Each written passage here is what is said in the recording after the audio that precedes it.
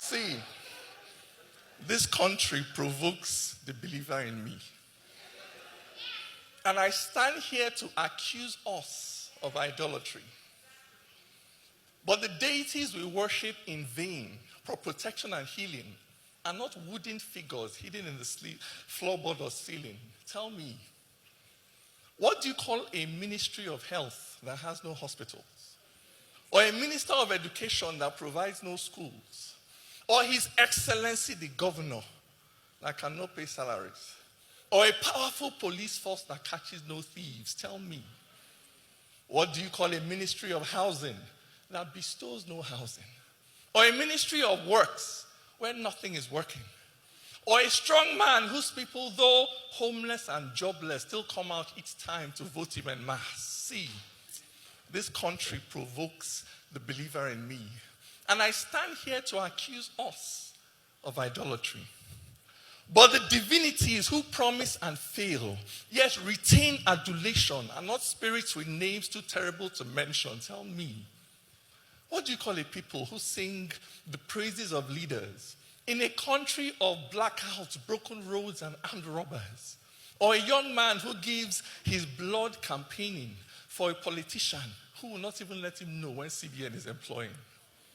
When the road to the farm, to the home grows thinner, but the people in charge grow fresher and fatter, yet the man oppressed is still first in line to welcome the oppressor when he rolls into town. Tell me, this country provokes the believer in me. And I stand here to accuse us of idolatry. But our heathen gods are not hidden in cupboards. They don't sit in calabashes on lonely crossroads. No. We open their gates. We carry their bags. We swerve to one side so they can pass on the roads. We call them Madame. We call them Oga. We fall to the ground and hail them Baba. We laugh at their jokes. We follow their drama. We quickly forgive them for no light and water. We carry their guns. We transfer their funds. Our idols are human. We know all their names. So to the kings and queens of broken states, to the strong men of communities without roads or schools, to leaders who glory while a nation is dying, I've come to announce I'm tired of kneeling. For a God of thunder that cannot thunder, and a ministry of power that has no power.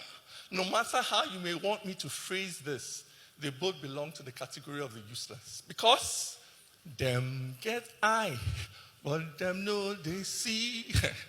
Them get ear, but them know they hear. Them get the hand, but them know they walk.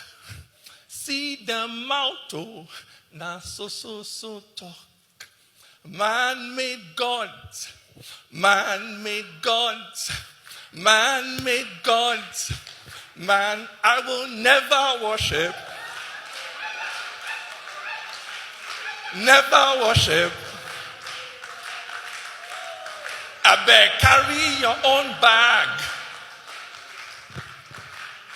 Open your own gates. Why can't you fly economy? Why can't you join the queue like me? I will never worship. Never worship. I will never worship. See, this country provokes the believer in me. And I stand here to renounce this idolatry of bowing to empty ogas and madams who do not have eyes or ears to hear us. To Fiakwa. From today, I save my worship for those who work hard to ensure our women don't die in childbirth, that the gas in the ground finds its way to turbines that turn to bring power to our people's homes. I save my respect for those leaders who care, that our children go to school and their teachers are there, that our hospitals have drugs and our people have jobs. From today, I save my worship for those leaders who serve.